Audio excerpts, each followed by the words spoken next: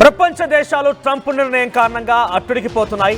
భారతీయులకు పైన కూడా ట్రంప్ నిర్ణయం చాలా పెద్ద ప్రభావం చూపిస్తోంది. అమెరికా నుంచి ఇండియాకి అక్రమ వలసదారులు ఇప్పటికే ప్రారంభమైపోయారు. అమెరికా నుంచి C-17 ఎయిర్ క్రాఫ్ట్ లో సుమారుగా 205 మంది ఇండియన్ని తిరిగి ఇండియాకు పంపిస్తోంది అమెరికా. అయితే ఈ ఫ్లైట్ మరి కాసేపట్లోనే పంజాబ్ లోని అమృత్సర్ లో ల్యాండ్ కాబోతోంది. భారీ మొత్తంలో డబ్బులు చెల్లించి ఇంత మందిని అక్రమ వలసదారుని ఒకేసారి పంపించడం చాలా మొదటిసారిగా అమెరికా నుంచి భారత్కి ఎదురైనటువంటి ఒక ఎదురుదెబ్బగా చెప్పొచ్చు.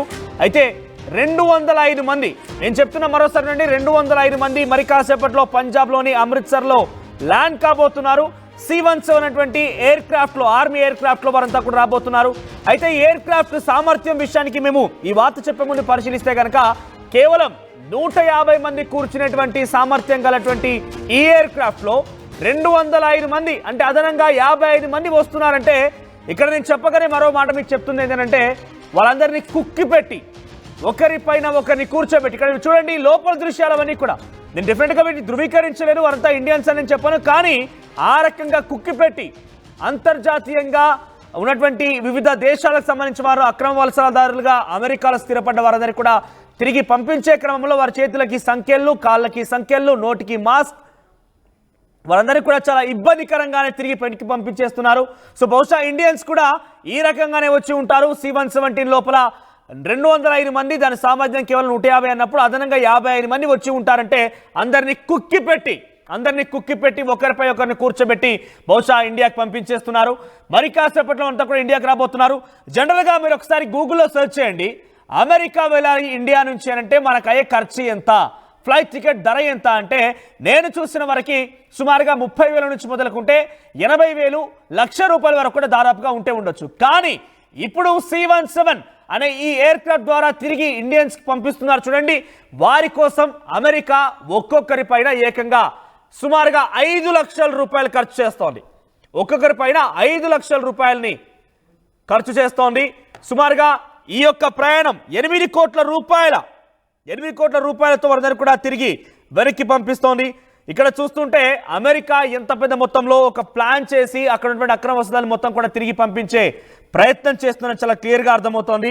సో అమెరికా నిర్ణయం ప్రపంచ దేశాలపైన చాలా ప్రభావం చూపిస్తోంది, ముఖ్యంగా ఇండియన్స్ పైన. అయితే ఇప్పుడు నేను చెప్పాను, నిన్న 17,940 మందిని అక్రమ వలసదారుని తిరిగి ఇండియాకి పంపిస్తున్నారని చెప్పుకొచ్చాను. మొదటి దశలో అయితే ఇప్పటి వరకు 205 మందిని ఇప్పటికే పంపించేస్తోంది. ఇంకా దశల వారీగా వీరందరినీ కూడా తిరిగి వెనక్కి పంపించే అవకాశం ఉంది.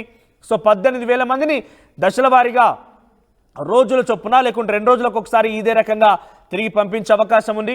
అయితే ఒక రకమైన మంత్రాలు కూడా కొనసాగుతున్నాయి. ఇంత పెద్ద మొత్తంలో అమెరికా పైన భారం పడుతోంది. 8 కోట్ల రూపాయలు అంటే చిన్న విషయం ఏం కాదు కాబట్టి రైట్, ఆ డబ్బులు చాలా పెద్ద ప్రభావం చూపిస్తోంది. 8 కోట్ల రూపాయలు ఖర్చు చేయాల్సిన అవసరం ఉంది భారతీయులు కాబట్టి ఈ ప్రభావం చాలా తీవ్రంగా భారతీయులపై ఉండబోతోంది. సో 8 కోట్ల రూపాయలు ఖర్చు చేసి ఒక్కొక్కరిపై ₹4,00,000 అంటే చాలా పెద్ద ప్రభావమే కనబరుస్తుంది. అమెరికాలో 7,25,000 మంది ఇండియన్లు ఉన్నారు. సరైనటువంటి ధృవపత్రాలు లేకుండా ఉన్నట్టుగా గుర్తించినటువంటి వారందరూ కూడా తిరిగి పంపిస్తున్నారు. ఈ రోజు మరి కాసేపట్లో 205 మంది అమృత్సర్లో దిగబోతున్నారు, పంజాబ్లో ల్యాండ్ కాబోతున్నారు. పంజాబ్ ప్రభుత్వం కూడా దీనికి అన్నిటికీ సిద్ధంగా ఉంది. సో తమందరినీ కూడా రిసీవ్ చేసుకుని సిద్ధంగా ఉన్నట్టుగా పంజాబ్ ప్రభుత్వం కూడా ప్రకటించేసింది. మరిన్ని అప్డేట్స్ ప్రతినిధి మధు అందిస్తారు. ఎస్ మధు, ఏంటి ఇప్పటివరకు 17,490 మందిని గుర్తించినటువంటి అమెరికా మొదటి దశలో భాగంగా 205 మందిని తిరిగి పంపిస్తోంది. 205 మంది త్వరలోనే మరి కాసేపట్లో పంజాబ్లోని అమృత్సర్ ఎయిర్పోర్ట్లో ల్యాండ్ కాబోతున్నారు. సో దాంట్లో ఎవరైనా భారతీయులకు సంబంధించి తెలుగు వారు ఉన్నారా? అప్డేట్స్ ఏమైనా తెలుస్తున్నాయా? ఎగ్జాక్ట్లీ, దాదాపు అమెరికాలో డొనాల్డ్ ట్రంప్ మళ్ళీ అధ్యక్షుడైన తర్వాత పెద్ద ఎత్తున చేపడుతున్నటువంటి ఆపరేషన్ ఇది. దేశంలో అక్రమ వలసదారులు ఎవరైతే ఉన్నారో అనుమతి లేకుండా, సరైన పత్రాలు లేకుండా వారిని తిరిగి వారి దేశాలకు పంపించేటువంటిది ద బిగ్గెస్ట్ ఆపరేషన్ ని చేపడతా ఉన్నారు. అయితే దాంట్లో ఏషియా నుంచి దాదాపు 8 లక్షల మందిని గుర్తిస్తే ఒక భారతీయులే దాదాపు దాంట్లో 7,50,000 మంది అక్రమంగా అమెరికాలో నివాసం ఉంటున్నట్టు గుర్తించారు. దాంట్లో ఇప్పటికీ ప్రస్తుతానికి ఫస్ట్ ఫేజ్ లో 18,000 మందిని గుర్తించారు. ఎలాంటి డాక్యుమెంట్స్ లేవు వాళ్ళ దగ్గర. దీనికి సంబంధించి America immigration and customs enforcement దీనిపైన వివరాలు ఇచ్చింది. పూర్తి స్థాయిలో కనీసమైనటువంటి పత్రాలు లేకుండా, కనీసమైనటువంటి డాక్యుమెంటేషన్ లేకుండా వీళ్ళు అక్రమంగా 18,000 మందిని గుర్తించారు. మొదటి దఫాలో వాళ్ళందరినీ తిరిగి పంపించడానికి యుద్ధ ప్రాతిపదికన ఏర్పాట్లు చేస్తా ఉన్నారు. దాంట్లో ఫస్ట్ ఫేజ్ కింద ఈరోజు C-17 ఎయిర్ క్రాఫ్ట్ లో 205 మందిని అమృత్సర్ పంజాబ్ కి తీసుకొస్తా ఉన్నారు. దాంట్లో వీరందరినీ కూడా నిజంగానే చేతులకు సంఖ్యలు వేసి చాలా వాళ్ళని ఖైదీలుగా బయటికి పంపించేటువంటి తీరు కనిపిస్తా ఉంది. అక్కడ వారందరినీ కూడా చాలా నిర్మోహమాటంగా నిక్కచ్చిగా వ్యవహరిస్తూ ముందుకు వెళ్తా ఉన్నారు అధికారులు. వారందరినీ కూడా దేశంలో ఉన్నటువంటి మొత్తం అక్రమ వలసదారులు ఇన్ఫిల్ట్రేషన్ మొత్తం ఎక్కడెక్కడ ఎవరైతున్నారో అనుమతి లేకుండా కనీసం సమాచారం లేకుండా వారందరినీ తిరిగి వారి దేశాలకు పంపిస్తా ఉన్నారు. మరి ట్రంప్ అధ్యక్షుడు అయిన తర్వాత జరుగుతున్నటువంటి పరిణామాలలో ప్రస్తుతం భారత్ నుంచి వెళ్ళినటువంటి వారు కాస్త ఆందోళన ఉంది.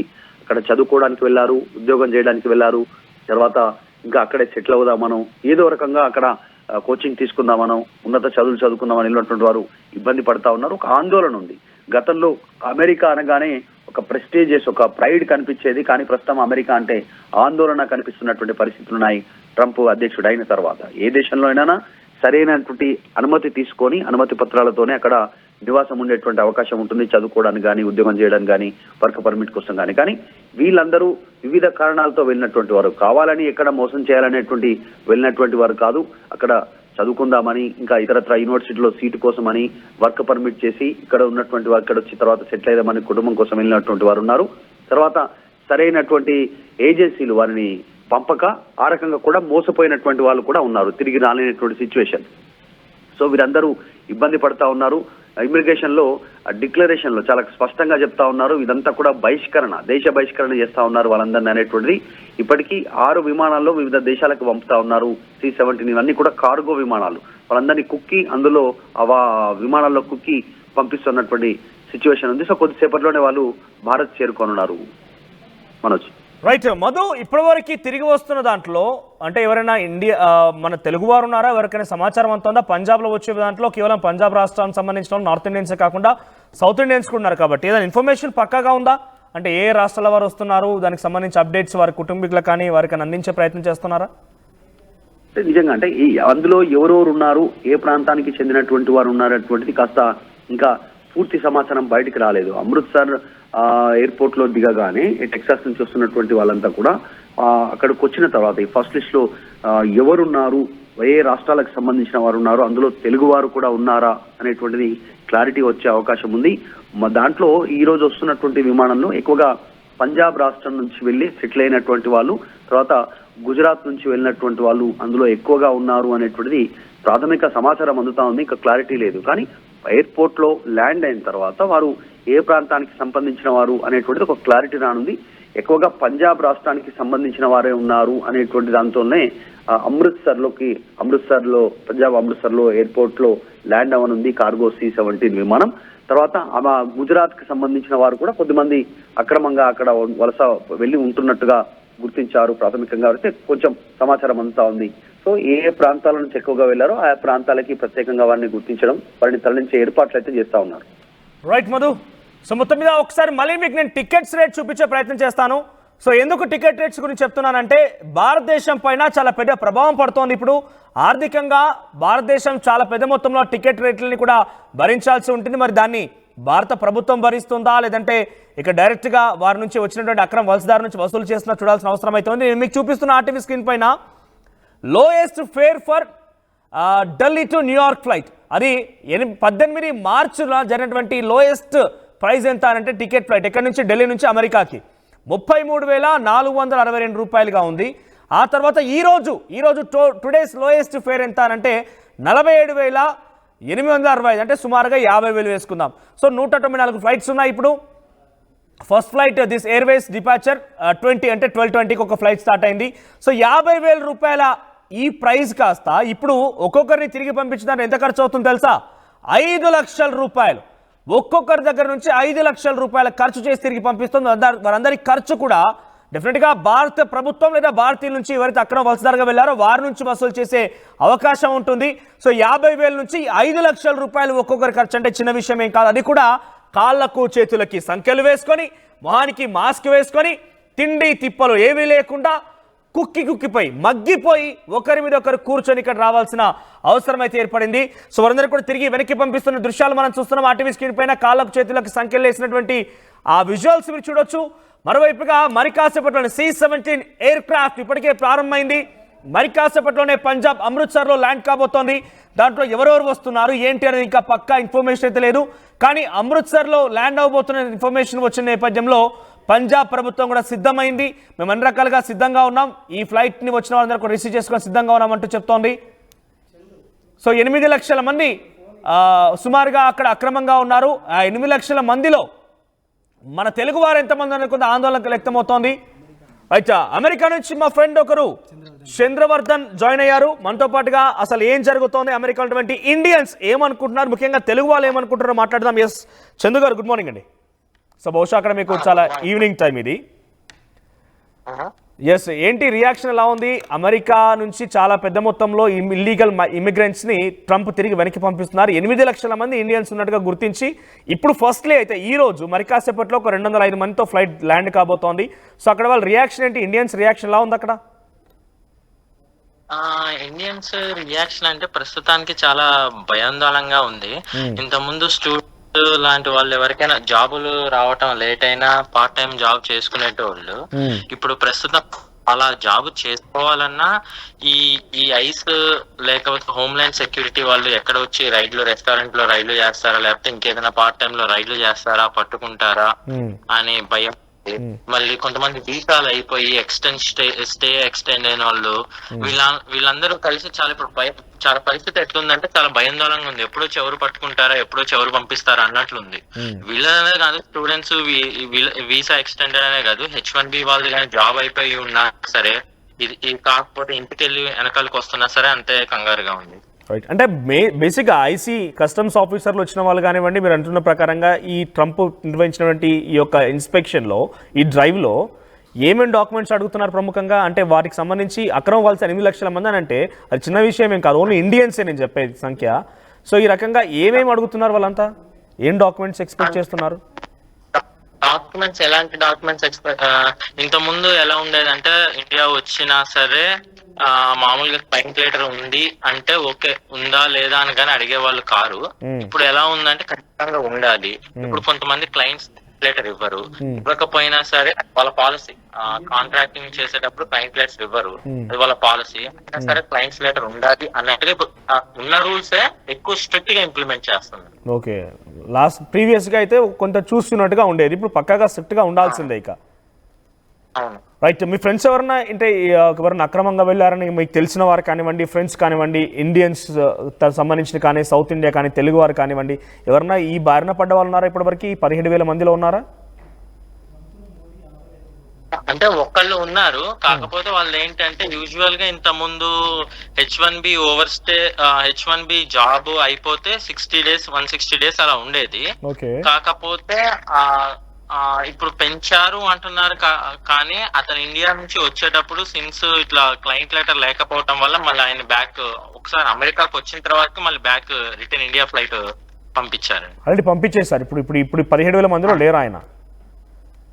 సో ఈ రోజు ఎయిర్పోర్ట్లో అమెరికన్ ఎయిర్పోర్ట్లో చూస్తుంటే వాళ్ళ కాళ్ళకి చేతులకి సంఖ్యలు వేసి మొహానికి మాస్క్ పెట్టేసి, నేను ఇప్పుడే చెప్తున్నాను న్యూస్, అది మీరు చూసే ఉంటారు, C-17 అనేటువంటి ఎయిర్ క్రాఫ్ట్లో దాని ఓవరాల్ ఆక్యుపెన్సీ వచ్చేసి 150 సీట్లు మాత్రం, 150 సీట్స్ మాత్రమే.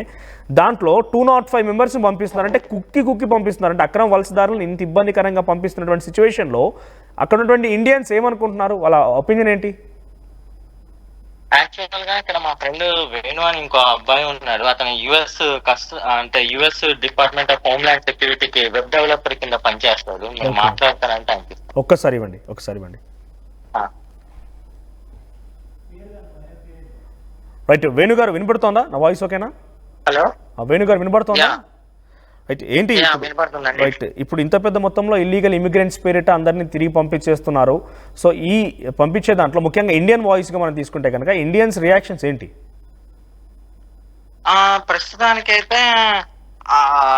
ప్రస్తుతానికైతే కంగారుగానే ఉందండి.